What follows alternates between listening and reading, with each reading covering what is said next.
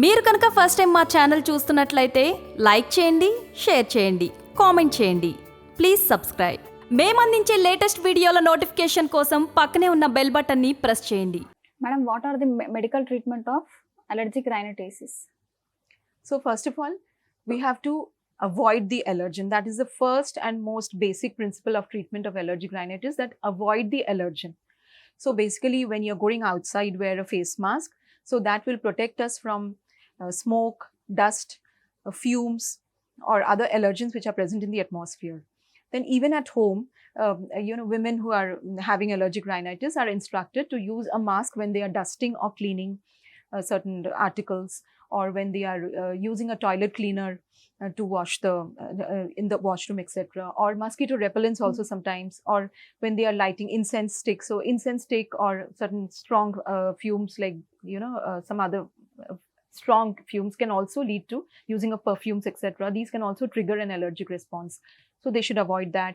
When they are cooking, then especially the pungent fumes while cooking have to be avoided by either using an exhaust fan or a chimney, or using of mask, etc. So these basic avoidance of allergens. Then certain food items, for example, cold food items, cold beverages, ice creams, cold water. Then citrus fruits can also trigger allergy. So generally we ask them to avoid citrus food items.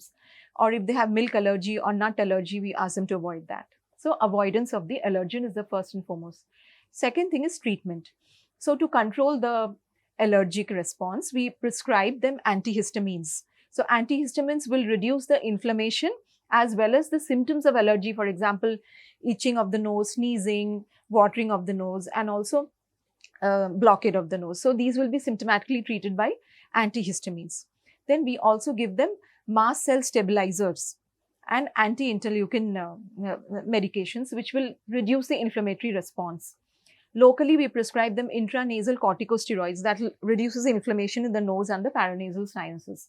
So such treatment has to be done for a long time. For example, up from 1 month to 3 months, sometimes even longer, depending on whether the patient has seasonal allergic rhinitis or perennial.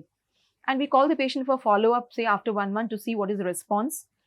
If we suspect some secondary infection also, we give them a short course of antibiotics along with the antihistamines and intranasal corticosteroids.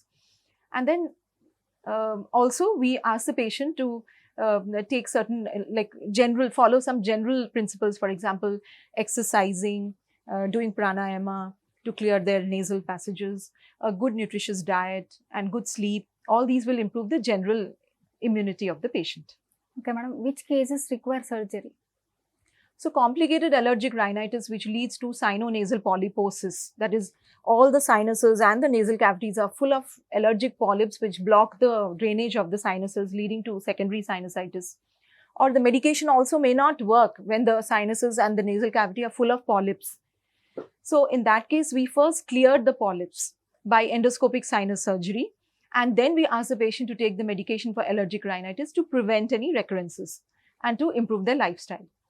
Secondly, if the patient suffers from fungal sinusitis as a complication of chronic allergic rhinitis, in that case also, they have to be subject to surgery immediately to clear the sinuses of the fungal ball or aspergillus.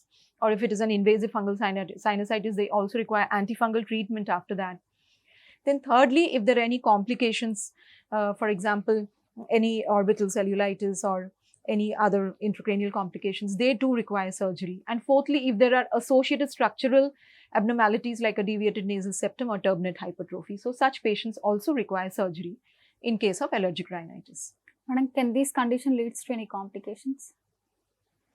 Yes. So allergic rhinitis, if it is neglected, as I mentioned, it can lead to extensive sinonasal polyposis. It can lead to sinusitis. It can lead to other complications. For example, the infection can spread, the allergy can spread downwards into the lower respiratory tract, and the patient can suffer from bronchial asthma.